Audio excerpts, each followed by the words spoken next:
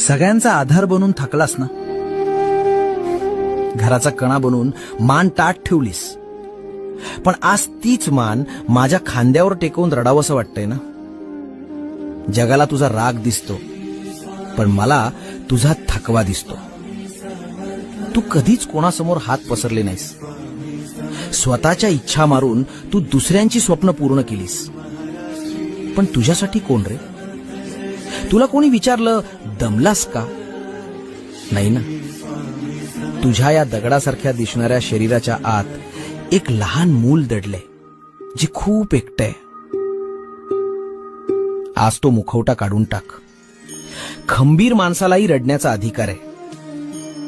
जगाचा भार वाहणारा तू असलास तरी तुझा भार वाहणारा मी आहे. शांत हो, भिवू नकोस. मी तुझ्या पाठीशी आहे.